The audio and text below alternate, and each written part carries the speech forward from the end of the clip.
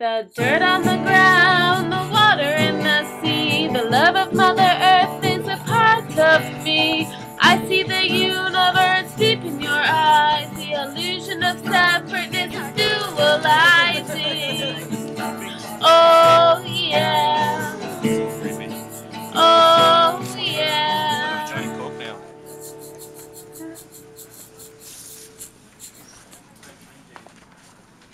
Time yesterday to read through that whole bill, because a few people had, I'd read a lot of articles and heard a lot about it in the media, and it sounds really bad, and then, yay, welcome, right on. No, that's okay.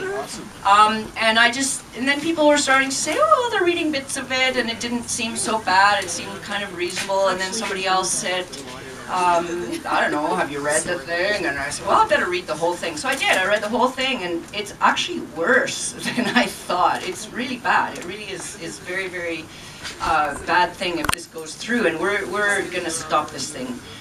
People worldwide are actually talking about this bill that Canada has right now in wanting to pass it. Worldwide, like I'm getting emails from people in the States and in Europe and whatnot. They're looking at this all over the world saying, whoa, what is Canada doing?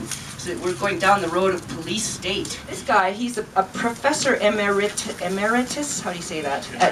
Emeritus at the University of Guelph. He's a graduate of the Royal Military College of Canada, former president of the Association of Canadian Colleges and University Teachers of English, and he's a member of the Seriously Free Speech Committee. And he's also an associate member of Independent Jewish Voices of Canada. And that is a really important point when I come to a part of his letter here where he talks about Israel. Okay, so the Harper government's bill C51, or Anti-Terrorism Act, has been in the public domain for over a month, long enough for us to know that it subverts basic principles of constitutional law, assaults rights on free speech and free assembly, and is viciously anti-democratic. I know Anne pointed out that if this goes through, this here will be illegal. And so the bill isn't really about terrorism. It is about smearing other activities by association and then suppressing them in ways that would formerly have been flagrantly illegal. The bill targets, among others, people who defend the treaty rights of First Nations, people who oppose tar sands, fracking, and bitumen-carrying pipelines as threats to health and the environment, and people who urge that international law be peacefully applied to ending Israel's illegal occupation of the Palestinian territories. That part there, that's why I wanted to point out that this man is an associate member of the Independent Jewish Voices of Canada. You see, because you all have heard Harper talk about that if you criticize Israel, that is anti-Semitic. Now, has anybody ever said that if you criticize something that some other country does, like Pakistan or Iran, that suddenly you're what? Like what Racist. Yeah, whatever. You're racist. So we're not allowed to look at what a nation is doing and a country is doing in the name of, you know, whatever they're calling it, and we're not allowed to look at that and look at the facts of what's going on the ground and criticize it. You are shut down immediately and called anti-Semitic.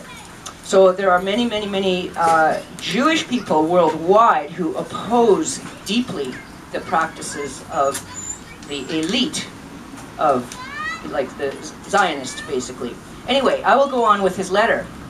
But this Anti-Terrorism Act is more mortally dangerous to Canadian democracy than even these indications would suggest, this association and smearing what he was just talking about.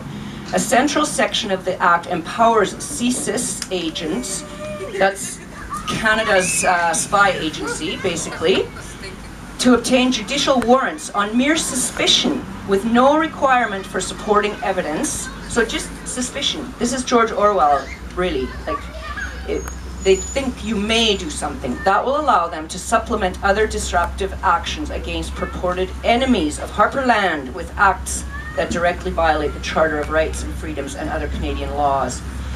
And now, their definition of security, because they will always say in the name of security, it encompasses a lot more than just public security. It encompasses economic and financial security. So what does that mean? If you are interrupting, you know, the economy of the country, so it might be a wildcat strike, or it might be that you're blockading some very polluting industry or something like that.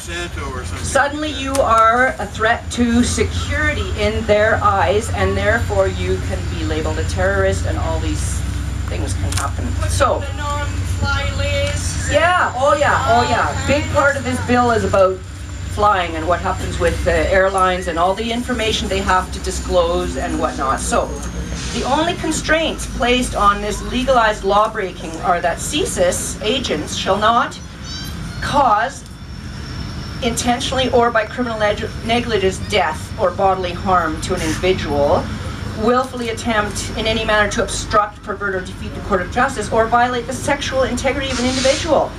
So, wow, the second of these prohibitions occurring in the midst of a bill that seeks systematically to obstruct citizens in the exercise of their rights might tempt one to believe that there is a satirist at work within the Department of Justice. Note, however, that CSIS agents can obstruct and pervert and defeat to their heart's content, so long as they do so haphazardly rather than willfully.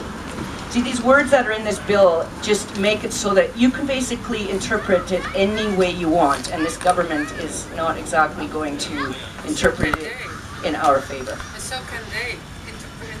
Exactly, that's what I mean. They can interpret, exactly. Thank you for that.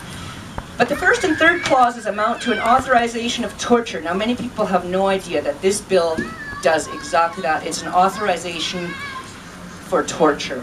So on February 16th, Matthew Behrens observed that these clauses recall, quote, the bone-chilling justification of torture in the infamous memos of George W. Bush's Justice Department. On February 17th, two prominent legal experts, Clayton Ruby and Nader Hassan, remarked that the limited exclusions in these clauses leave CSIS with incredibly expansive powers, including waterboarding, inflicting pain, i.e. torture, or causing psychological harm to an individual. Now, in other parts of the bill, what I was reading, because I read the whole thing, like I said, as long as the physical pain is not leaving visible scars. So there are these incredible stress positions that can be inflicted on individuals, and point pain stuff, which I learned about when I was in the warden service, because we had to learn self-defense, and so we learned all about pain and how to inflict pain in the name of self-defense if we needed it. So these things don't leave lasting marks, so this would be okay. Like the Bush torture memos, Harper's Anti-Terrorism Act is attempting to legitimize forbidden practices.